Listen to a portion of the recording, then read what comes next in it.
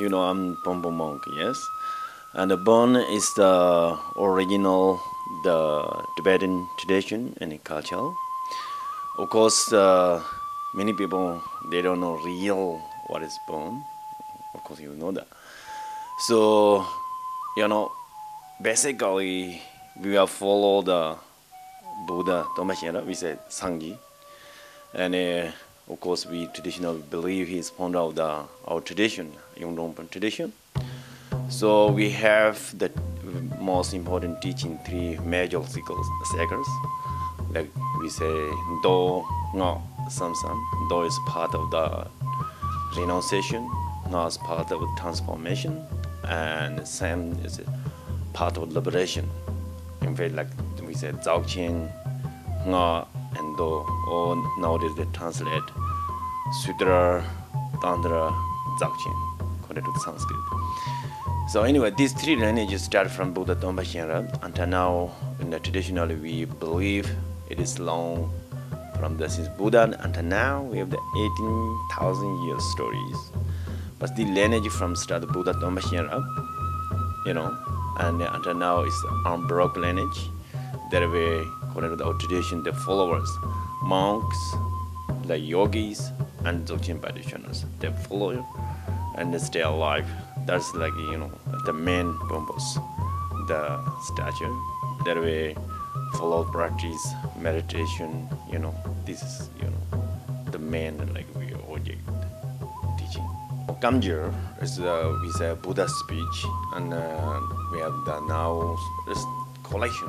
Of course, there's no complete word. We don't believe that all the Buddha's, speech is translated. That way, the original bones start from the Zhung, the ancient kingdom, and all this we now have the Kanjur is 178 volumes, and almost the teachings from translated from Zhung language into Tibet, and we have now this 385 commentary books, all the Buddha teachings. That way, the main subject is where the sutra way.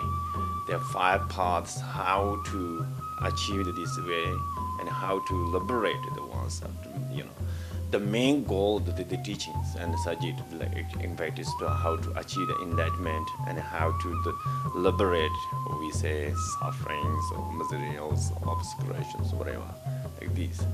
That's, I told you that times because that is very important for me and to get some really resource of the history. And that's very important for, I think, it's not only Brahmos, but there's local Muslim. Because nowadays we need that people have to need to background culture and the traditions.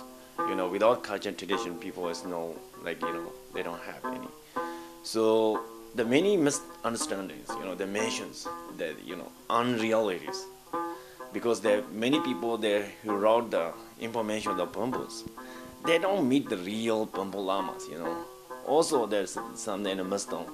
They said before the Pampo introduced and they do the sacrifice of animals, they don't have the real teachings. And I told you that these books, write down before the came of the Muslim, So before the Buddhists introduced into the Muslim, and it clearly they write down, it's not I made up, yes. There's colorful, they mentioned, and they write down there, in the place called Pamko. I show you the ruins there, and also sponsored by the Muslim people in Upper Dropa, and their people sponsored by that, they write down this monastery.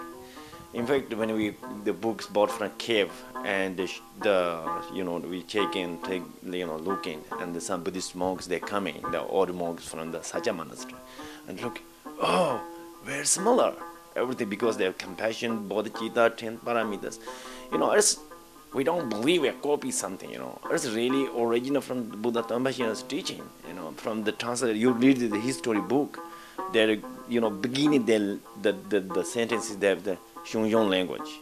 Shungyong language is different than Tibetan language. Then they have the reference to the Tibetan how to translate. They look this, that's very similar because they have compassion, how to practice, how they'll everything's there, you know. There is it's really, you know, very great. There were, when these monasteries, you know, that destroyed or whatever turns, and the books to move to this, you know, cave. This is, you know, sounded sad to see the so many ruins and have, you know, talking always, you know, people they using compassion, generosity, and openness, non-sectaries. You see so many ruins, you know, it's kind of, you know, what they do, it's different kind of, you know. So yeah, some cases is very, very sad because they, you know, what they did. In some cases, you know, you find it very precious, the materials. Then of course it's a way there, you know, it's valuable for do the research, for how the people they are alive, you know, how they practice, how they have the background culture. That's really good idea for me, and also for my research. You know, Sangye cannot be only one person. You know, through their practice, achievement, enlightenment, and we can call Sangye. You know, the Tibetan we have the two words, Sang and Ji. Sang means liberation, Ji means achievement, the final result.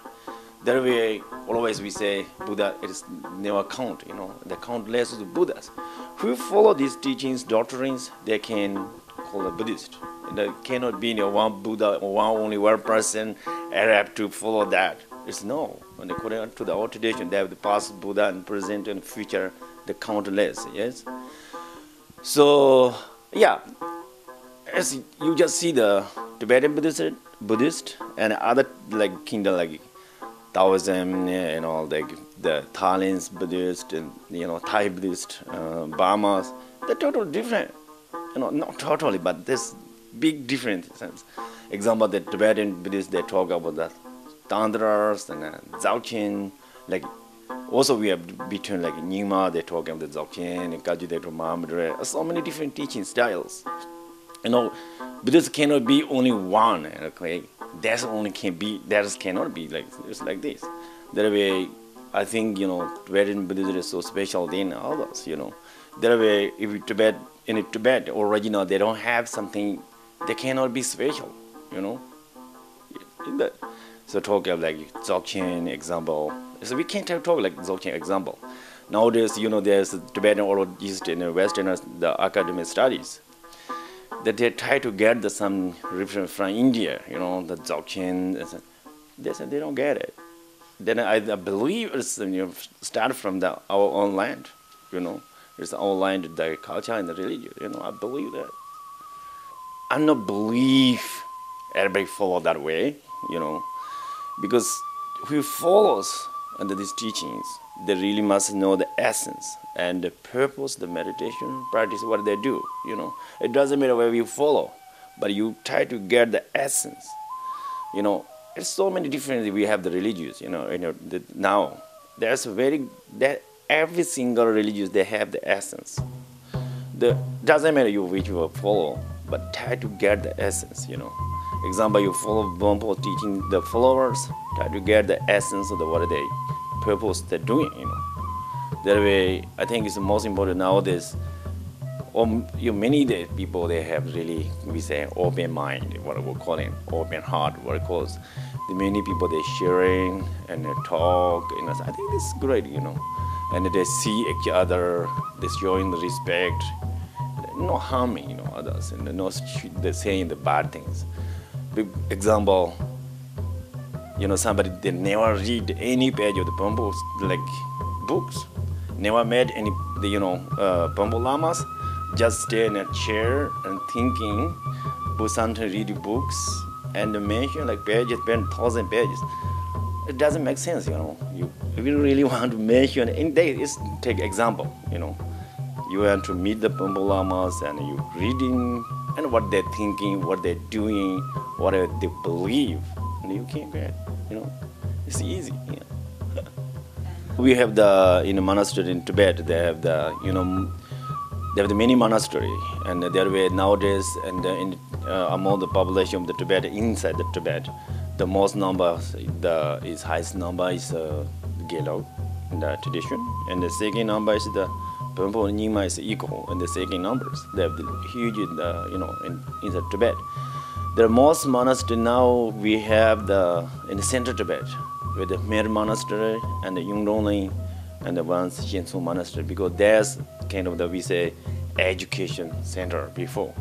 There were so many different monasteries, great to the meditate, educate, but this is, we say, the most purpose that, go to there, educate, and to learn and study in philosophy and in Dzogchen and under all these teachings there at monastery. There is we most of them now the main three monasteries in Central Tibet.